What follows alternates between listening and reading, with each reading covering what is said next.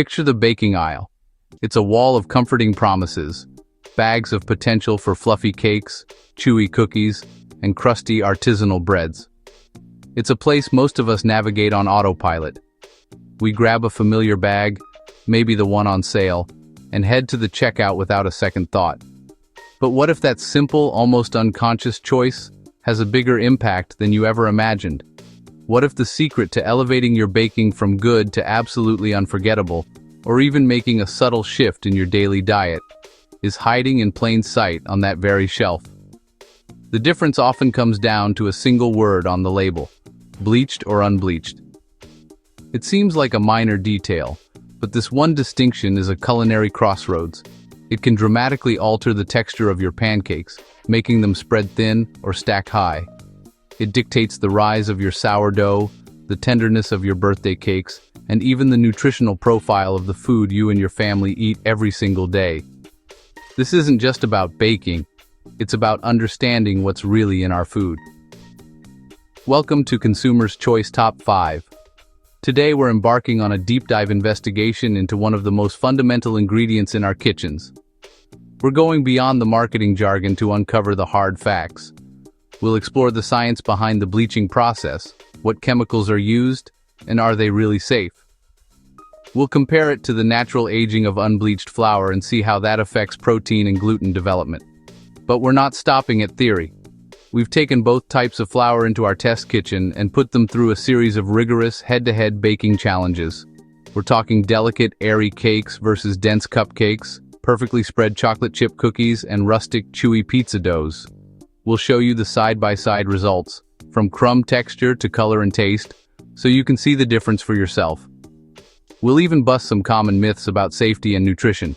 By the end of this video, you'll have a complete guide to decoding flour labels, understanding the health implications, and confidently choosing the absolute best flour for every recipe you make. We're here to answer the ultimate question that could change the way you bake forever. Are you eating the wrong one?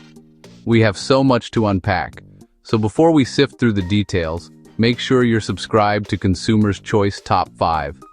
Go ahead and click that thumbs up button to help support our channel and ring the notification bell. That way, you'll be the first to know whenever we release a new, eye-opening comparison that helps you become a smarter, more informed consumer. Your support allows us to keep making these in-depth guides.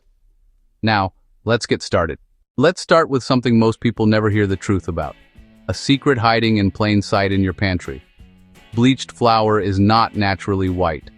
It's a processing trick that has fundamentally changed modern baking, for better and for worse. Have you ever wondered why some cakes are incredibly tender while others are dense?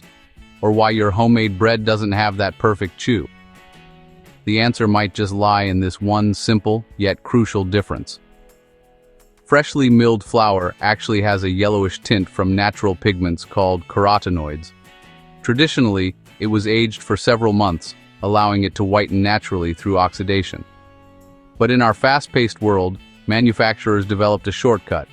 This wasn't just about speed, it was about consistency and meeting massive consumer demand. The bright white color of modern bleached flour comes from adding chemical processing agents that dramatically speed up this aging process from months to mere days. Common agents used in the United States include benzoyl peroxide and chlorine gas. Now, before that sounds alarming, it's important to know these additives are used in very small, FDA-approved amounts and are considered safe for consumption. Think of it like this: the amount of benzoyl peroxide is so minimal, it's often undetectable in the final product. These agents work by oxidizing the flour, which not only changes the color, but also alters the protein structure. This chemical treatment creates a flour with softer, weaker gluten proteins. The result is a finer, more delicate texture that can absorb more liquid and sugar. This is the secret weapon for creating incredibly light, fluffy cakes with a tender crumb, delicate pastries, and pancakes that spread perfectly thin. It's why a store-bought angel food cake feels almost weightless.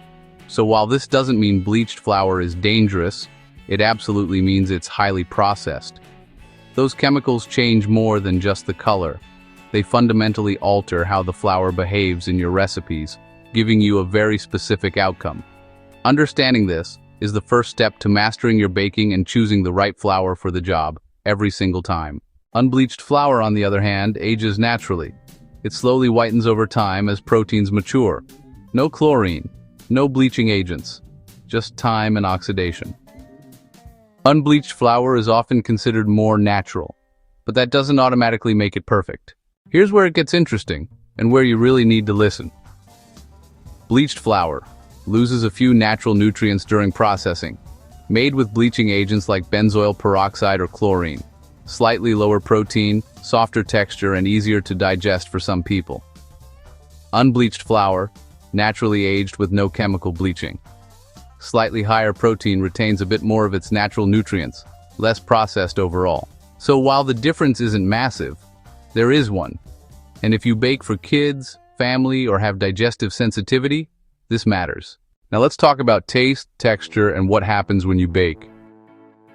Bleached flour performs better for cakes, cookies, pastries, pancakes, muffins. Why?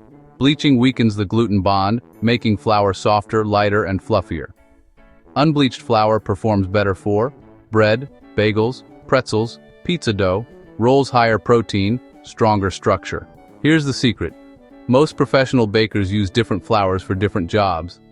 Bleached flour isn't bad, it's just best for soft-baked goods. Unbleached flour shines when you need strength and structure. When you're shopping, here's what you need to check. Look for labels like bleached, which means chemically processed, unbleached, which means naturally aged, enriched, which means nutrients added back in, all-purpose, which can be bleached or unbleached. Bromated flour, which you need to avoid if possible since it is linked to health concerns. Brands don't always make this obvious, so be sure to flip the bag over and read the ingredients. The truth is always in the fine print. Here's the moment of truth. Choose bleached flour if you want softer baked goods, whiter appearance, and fluffier cakes and pastries. However, choose unbleached flour if you want more natural processing, better bread structure, slightly higher nutrients, and less chemical involvement. You're not eating the wrong one, unless you're using the wrong flour for the job, or unless you simply prefer less processed ingredients. Now that you know the real differences, from the subtle impact of bleaching agents to the distinct performance in cakes versus breads, tell us in the comments below. Which flour has earned a permanent spot in your pantry? Are you on Team Bleached for those perfectly tender, fine-crumbed cakes and delicate cupcakes? Or do you stand by Team Unbleached for its robust structure, ideal for chewy, artisan-style breads and that perfect pizza dough pull? Maybe you've even done a side-by-side pancake test and seen the difference in spread and fluffiness firsthand. And before we get to the rest, let's do a quick lightning round of tips and myth-busting. First, safety. The bleaching agents used are food-safe and leave virtually no trace in the final product. Nutritionally, both types are nearly identical, especially when enriched. Second, a quick buyer's guide reminder. Check the protein percentage. Lower protein, around 7 to 9%, is your go-to for cakes, often bleached. Higher protein, 12–14%, is for bread, usually unbleached. All-purpose sits in the middle. And a final pro tip for better baking. Always store your flour in an airtight container to keep it fresh. And for precise results, weigh your flour or use the scoop and level method. Sifting isn't just for lumps. It aerates the flour, which is key for light and airy textures. Now, before you click away to start preheating your oven, if this guide helped clear up any confusion or gave you a new idea to try, show your support by hitting that like button. It's a small click for you, but it makes a huge difference for our channel, telling the algorithm to share this knowledge with more curious minds. And to make sure you never miss out on our deep dives, be sure to subscribe and ring that notification bell. Becoming a subscriber means you're the first to know when we release new comparisons, helping you make smarter, more confident choices every single week, whether you're at the grocery store, the hardware store, or shopping online. We're committed to being your trusted resource. Finally, be sure to share this video with friends and relatives. They'll thank you later. You could be saving them from a future baking blunder or helping them shop with more confidence. Here at Consumer's Choice Top 5, our mission is to cut through the marketing noise and deliver clear, unbiased, and practical advice.